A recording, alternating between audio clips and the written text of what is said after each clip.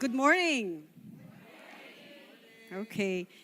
Did you know that poor oral hygiene can lead to serious systemic diseases? Oh, tuwang-tuwa kayo. And the sad truth is, more than 70% of Filipinos have experienced and suffered toothache, gum disease, and bad breath.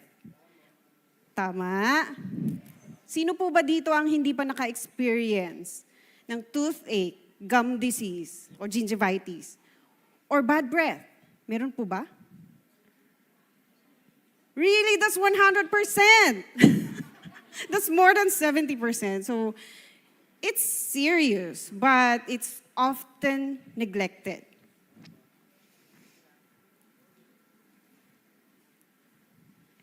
Before I continue, I am Dr. Cherry Dulno Litawin.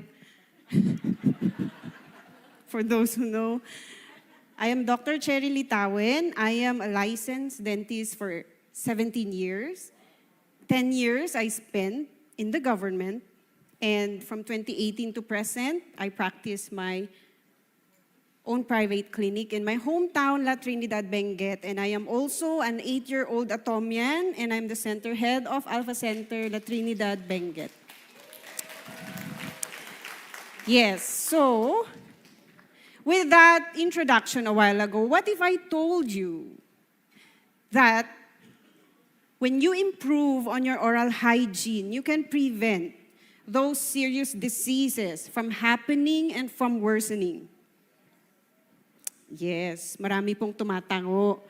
Kasi po, maraming guilty. Alright?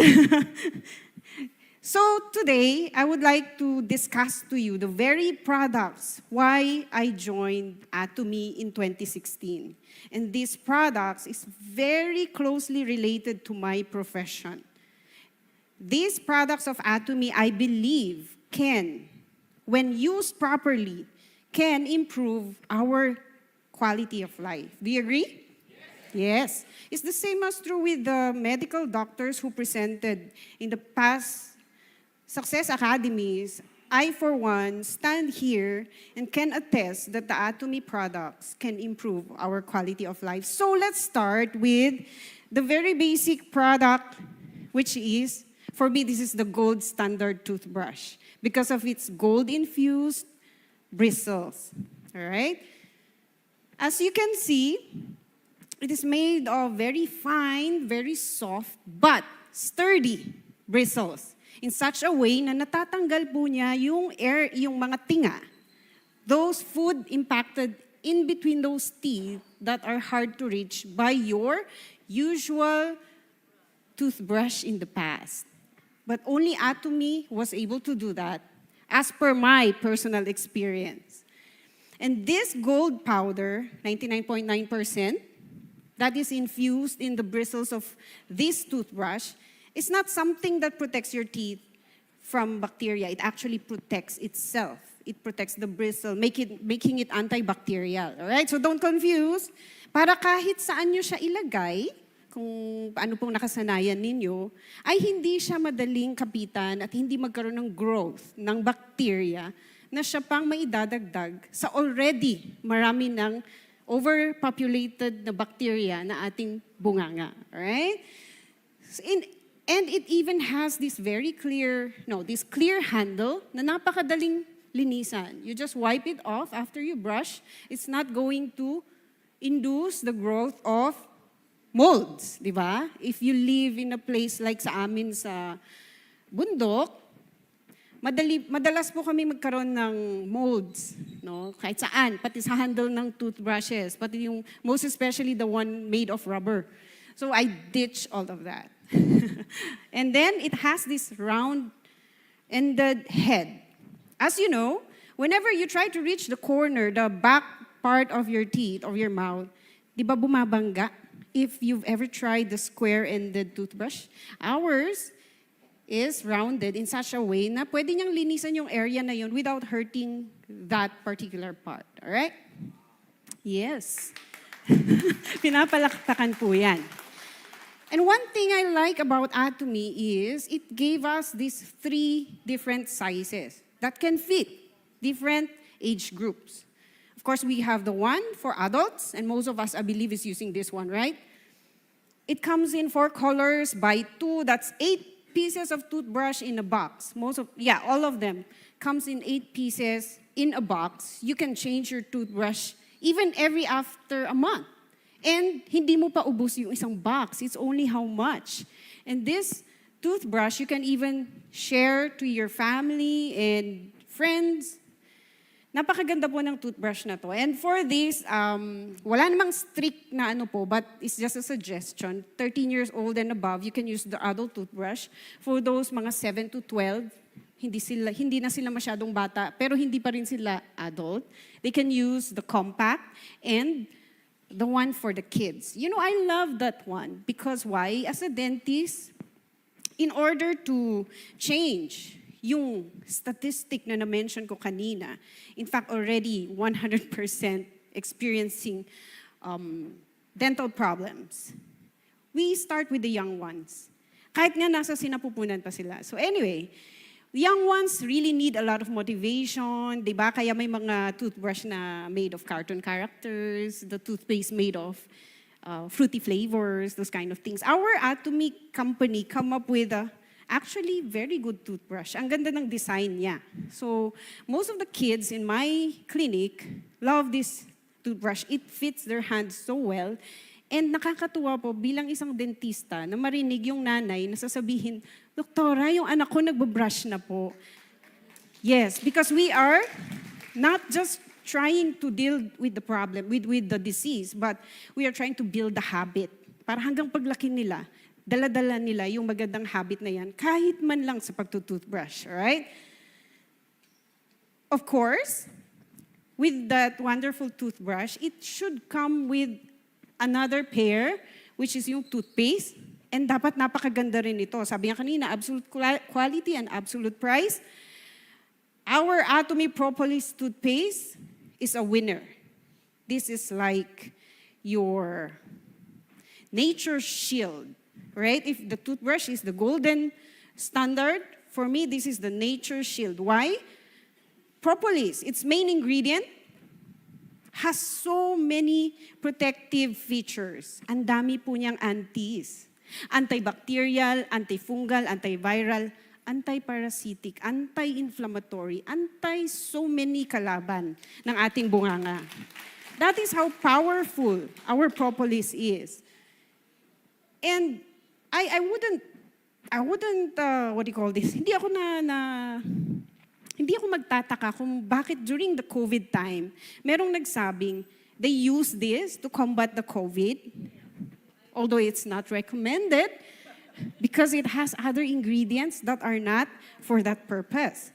But it does have that function, right? So let's not abuse yung limit also ng ating products. And it's not just the propolis that's very good in this toothpaste. It also comes with green tea extract. It has a similar effect. So, hindi na sapat yung isang product. Dagdagan pa natin ng isa pang product na kahit may similar effect, but when combined together, they can have a better result. So, ang galing, no? Green tea extract, aside from its antioxidant, anti-inflammatory, antibacterial as well, it helps in deodorizing. It helps in combating the bad breath. But alone, it may not be able to do so much. And of course, the sodium fluoride. I don't know about your belief, but sodium fluoride, we cannot do away with sodium fluoride. It's the natural occurring compound, substance, that can actually harden yung structures ng ating enamel. Did you know that the hardest part of the body is found in your teeth?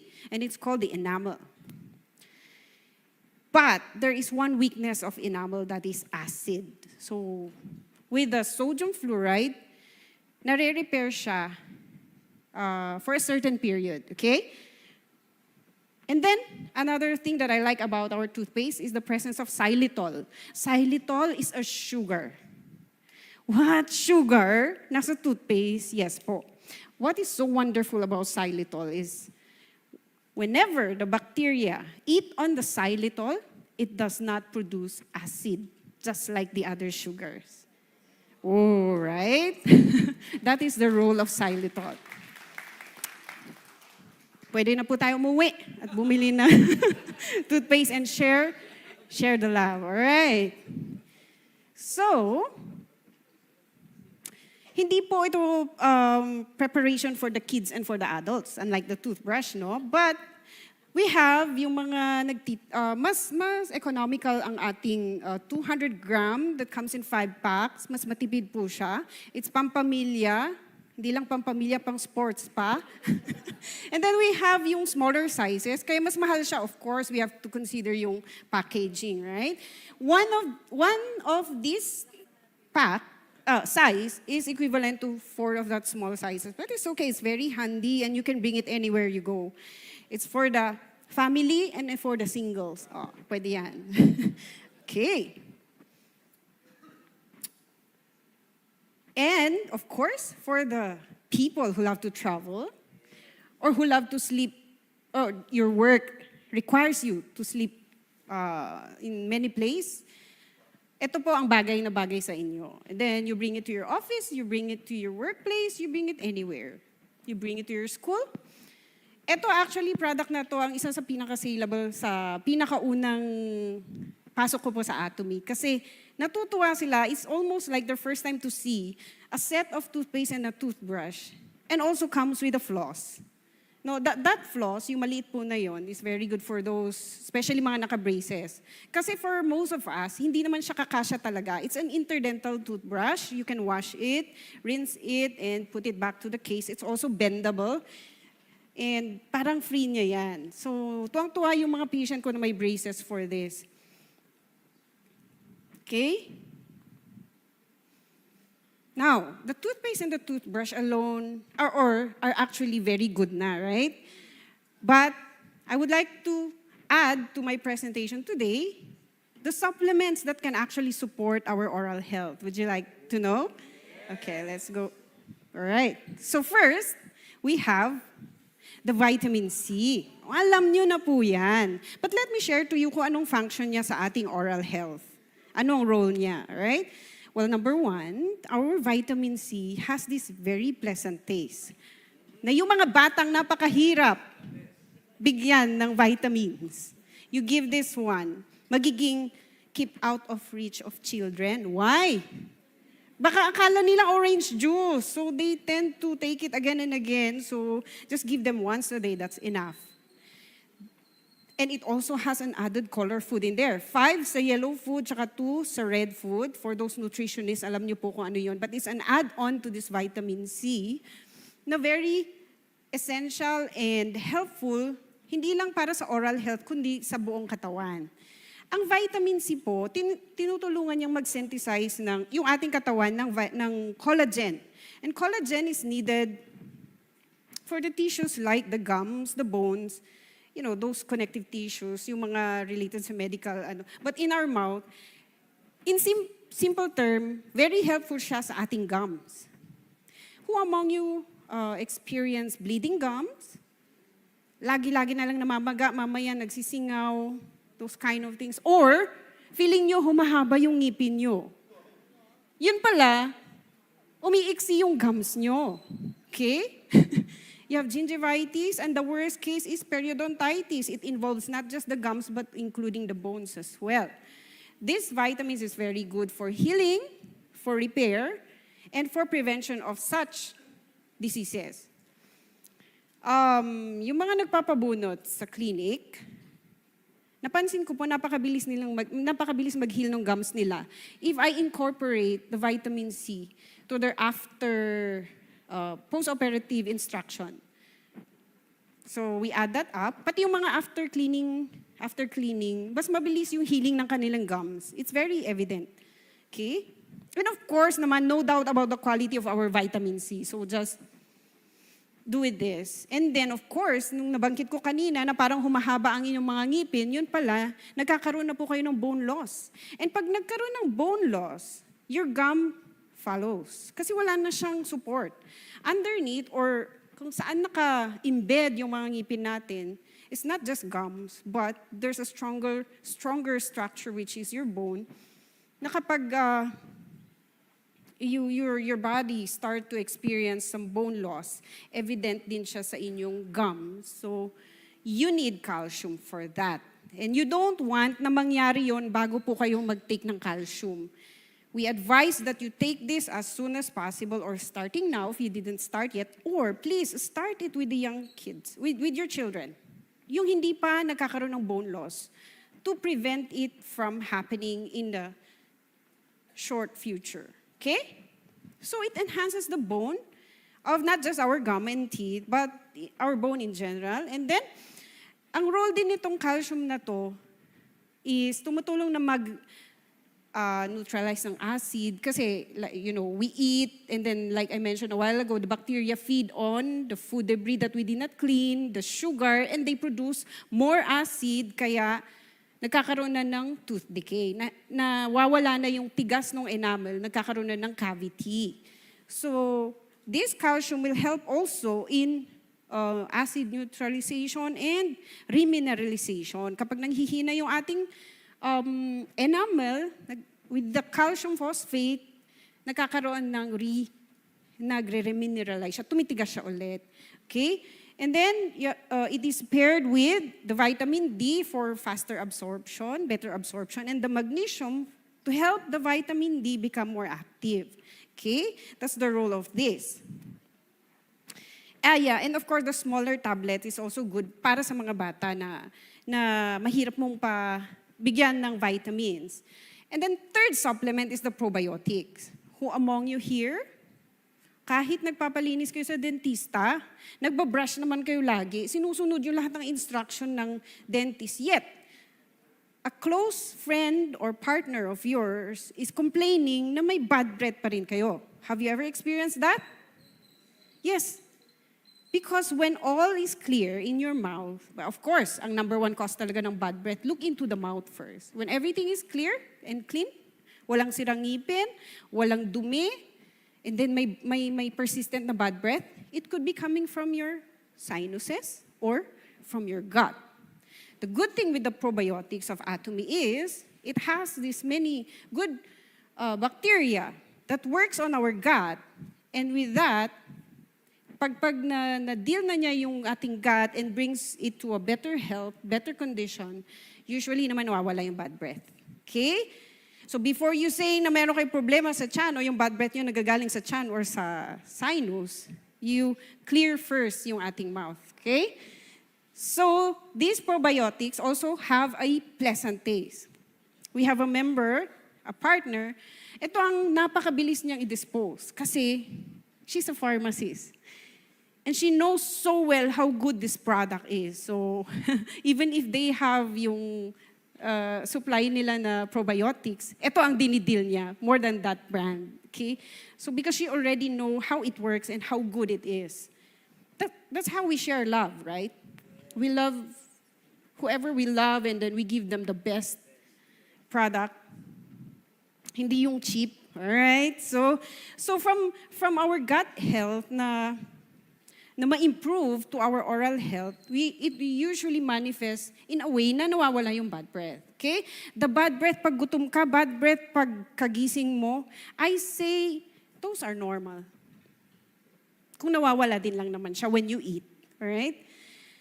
So with the probiotics, it balances the oral microbiome. Hindi nagkakaroon ng overpopulation, hindi dumadami yung bad bacteria, dapat may balance pa rin talaga. Kasi kung dumadami yung bad bacteria, doon nagkakaroon ng disease, doon nagkakaroon ng infection.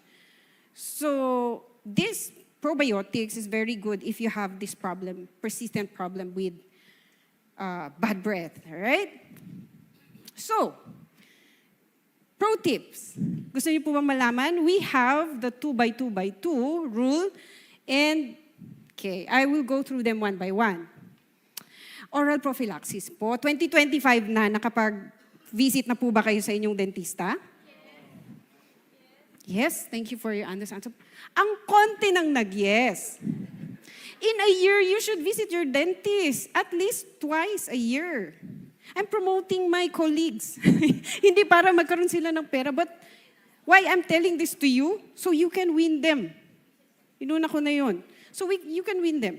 Visit your dentist, your relative, whoever it is, and have your teeth checked. Please, it's very important. Kahit gaano kaganda ang ating toothbrush, gaano ka-effective ang ating toothpaste, if you have that existing problem, that calcular deposit. Ano po bang calcular deposit? Yung po matitigas. Usually you find them behind itong lower at saka dito na part ng yung ngipin. So we start with a clean slate this 2025. Bago natin i-promote ang ating oral care line, see to it na when we talk to our prospect or partners, whoever, maganda yung status ng ngipin natin, lalong-lalo na yung hangin na lumalabas sa ating bunganga para hindi po sila ma-offend. How can they believe that our toothpaste is very good? Right? Amen. Alright, so we start with a clean slate. Alamin ko marami pong guilty, but nothing is late, okay? So you can start now, you can start tomorrow, or when you go back to your hometown. And then, sino po dito ang may sasakyan? Di ba kayo po ginagastosan nyo yung preventive maintenance service? Kahit magkanong 1,000 yan. But the cleaning of your teeth, yun lang. Busy ako, wala akong time. Yan na po. So please visit your dentist. And then, as a dentist, and it has been my practice in my clinic, that after I clean my patient's teeth, I actually give them a toothpaste and a toothbrush. And when I check my record through the years, like from 2020, I asked my secretary, please make a, please take down note kung ilan nagpalinis nitong year na to. And then I observe, akala ko mawawalan ako ng pasyente dahil malinis na yung kanilang mga ngipin. No, they kept coming back.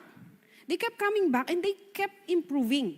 That's the fact. As for my clinic, as for my own practice, I'm not making a lie. I just did not document. But anyway, this is not a case presentation kind of presentation. So hindi rin ako naglagay dyan ng mga actual pictures. Never mind. Kukwento ko na lang po. Kung matutulog kayo, that's up to you.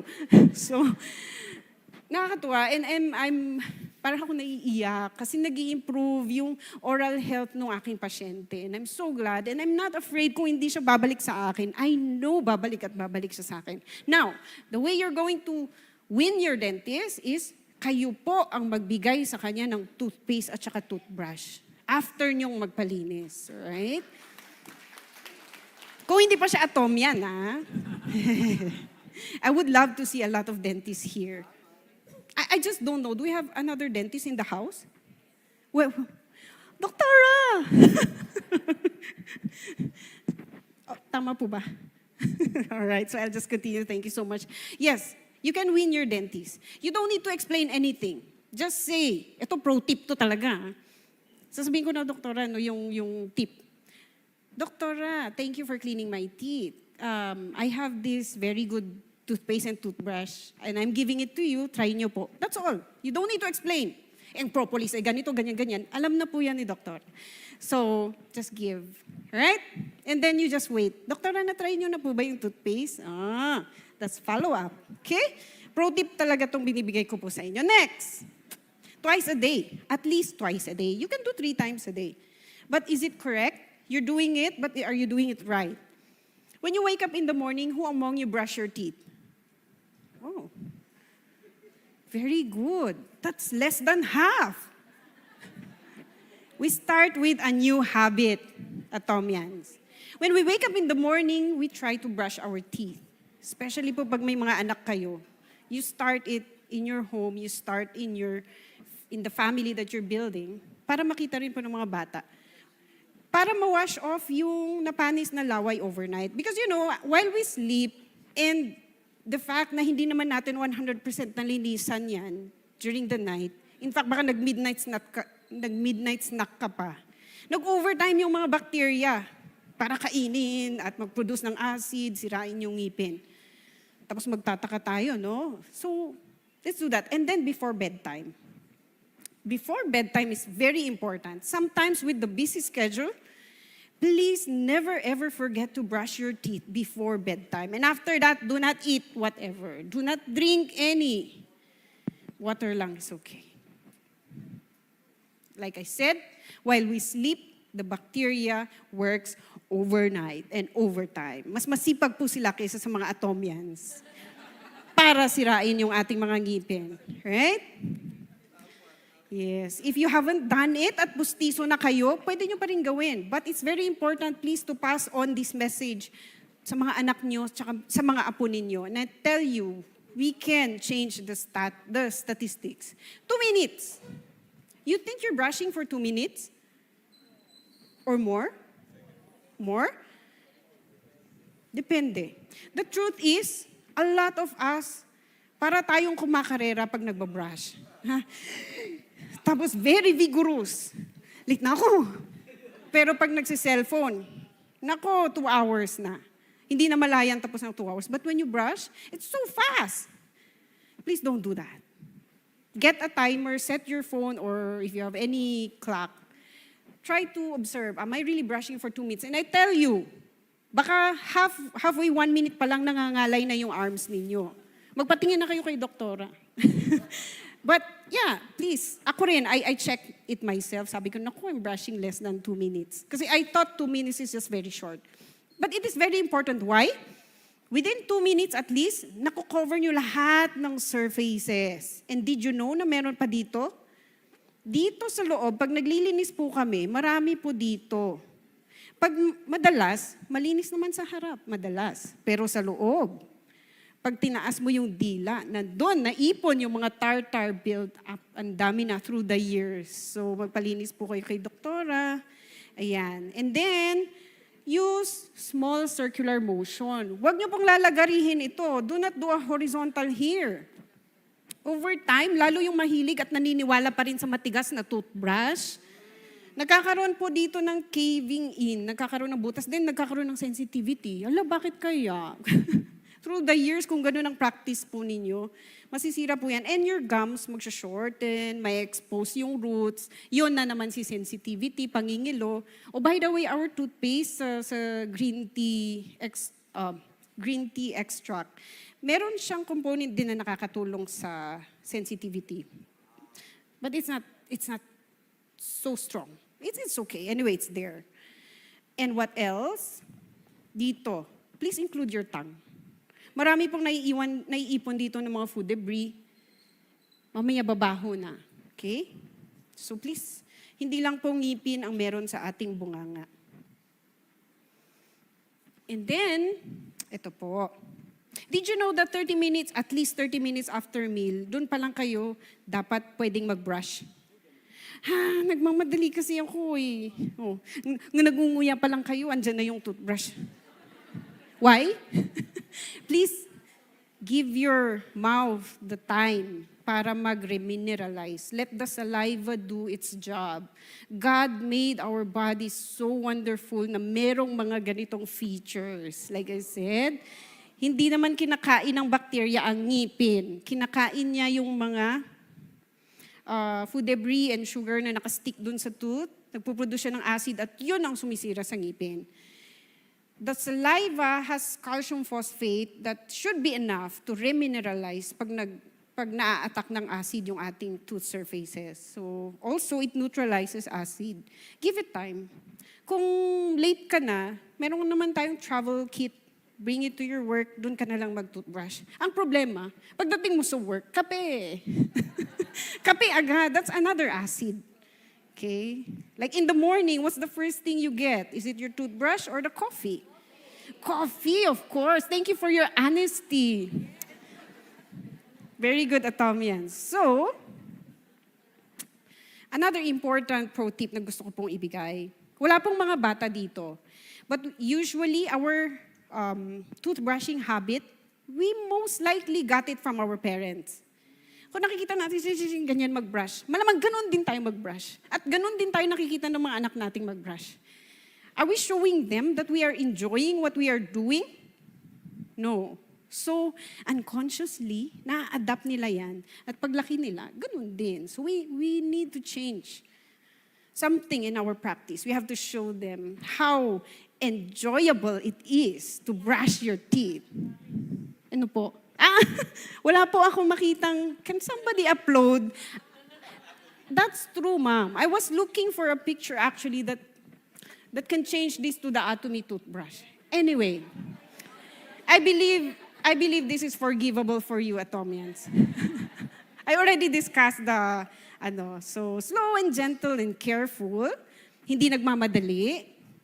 And then we duplicate that good habit, and with that, we improve our oral health. And when we improve our oral health, we prevent ourselves from having the systemic diseases or worsening the systemic diseases that we get from other things. Okay, so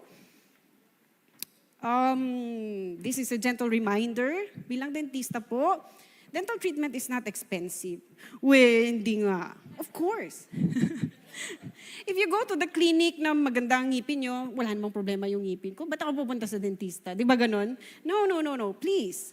Cleaning is just how much? And you do it only twice a year. Yung PV nyo nga, ginagastusan nyo eh. Si doktora nangongonsen siya. Alam ko po yan. So, pagka may ganyan na, pwede pa po yung isave. Medyo mahal ng konti. Sure, it's okay. At least it can go a long way. But pag ganyan na, mura lang naman ang bunot, doktora. It is. But you have to replace that. You have to replace the function. You have to replace the beauty. We have a lot of beauty products and it will be shared sa next na presentation. But please do not neglect when you smile. Ano yung sabi nila? The smile is the most beautiful makeup you wear? Something like that. So, never mind the veneers. You can have that as much as you want. But please, make your oral health healthy first, okay? So before you have those braces and other things, go back to the basic and use the Atomy products and share the proper way of using the Atomy toothpaste, toothbrush, supplements. Okay po ba tayo? Yes, thank you po. So, take care of you and your loved ones' oral health by choosing the Atomy way. Maraming salamat po sa pakikinig. This is Cherry Litawan.